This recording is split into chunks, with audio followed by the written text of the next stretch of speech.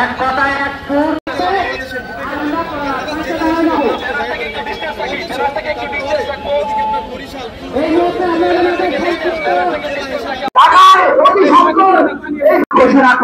আমাদের এই আন্দোলন আজকে নতুন না, আমাদের এই আন্দোলনটা দীর্ঘদিন চলছে। আমরা সকলেই জানি বাংলাদেশ স্বাধীনের পরে 18টি জেলা নিয়ে বাংলাদেশ, সেই 18টি জেলার মধ্যে ফরিদপুর একটি। কিন্তু অত্যন্ত আমাদের কষ্ট যে অন্যান্য সমস্ত জেলা যেভাবে ডেভেলপ করেছে সেভাবে ফরিদপুর ডেভেলপ করে নাই। আমরা আজকে ঐক্য একটি স্বাধীন দেশে দল মত জাতি ধর্ম নির্বিশেষে আমরা ঐক্যবদ্ধ হয়ে ফরিদপুরের প্রেস ক্লাবের মাঠে এসেছি ফরিদপুর বিভাগ বাস্তবায়নের দাবিতে।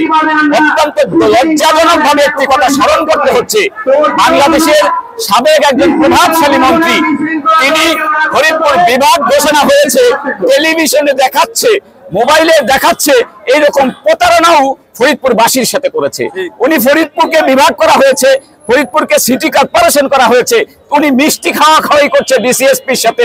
অর্থাৎ বাংলাদেশের ফরিদপুরের মানুষ না, বাংলাদেশের প্রশাসনের সাথেও তিনি প্রতারণা করেছে। প্রতারণা করতে করতে ফরিদপুরকে একেবারে দেওয়ালের সাথে পিঠ লাগিয়ে দিয়েছে। ফরিদপুর ডেভেলপমেন্ট ওয়ার্ক বিগত সরকার করে নাই। আজকে আমরা এই ইউনূস সরকারের কাছে আমরা দাবি রাখবো, আপনি একটি নিরপেক্ষ সরকার, আপনি ছাত্র আন্দোলনের ফসল। আজকে ছাত্র আন্দোলনে যারা নেতৃত্ব ফরিদপুরে দিয়েছে তারা ফরিদপুরবাসীকে এক করেছে। আপনার কাছে একটি দাবি, সেটি ফরিদপুরের উন্নয়নের স্বার্থে ফরিদপুরের নামে এই বিভাগ, ফরিদপুরের হেডকোয়ার্টার অতি সত্বর প্রশাসনিকভাবে এটাকে ঘোষণা করা হোক, এটাই ফরিদপুরবাসীর দাবি।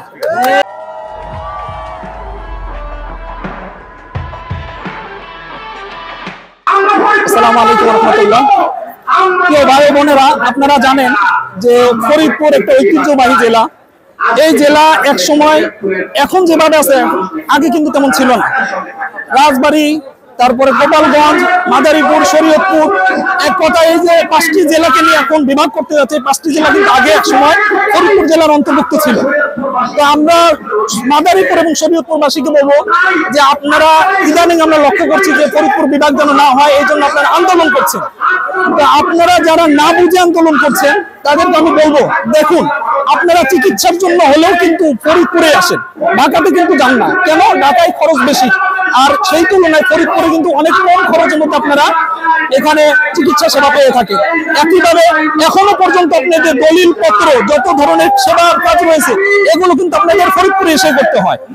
সুতরাং আপনাদেরকে আমি বলবো, অন্য কিছু মানুষের কুচক্রির কারণে তাদের কথা উদ্বুদ্ধ হয়ে আপনারা আন্দোলনে নামবেন না। আপনারা ফরিদপুর বিভাগের সাথে থাকুন। আগে যেমন ভাবে আপনারা ফরিদপুর বিভাগের সাথে যুক্ত ছিলেন, আগে এখন স্বতন্ত্র জেলা হয়েছেন এবং ফরিদপুর বিভাগের সাথে যুক্ত হলেও আপনাদের কোনো সমস্যা হবে না। কারণ ফরিদপুর বিভাগের কাজ হলো শুধু প্রশাসনিক কিছু কাজ, বাকি আপনাদের সব কাজ আপনারা নিজ জেলায় করতে পারবেন। সুতরাং আপনাদেরকে বলবো, আমাদের এই আন্দোলনের সাথে একাত্মতা পোষণ করুন এবং ফরিদপুর বিভাগকে আমরা সবাই মিলে সফল করার চেষ্টা করি।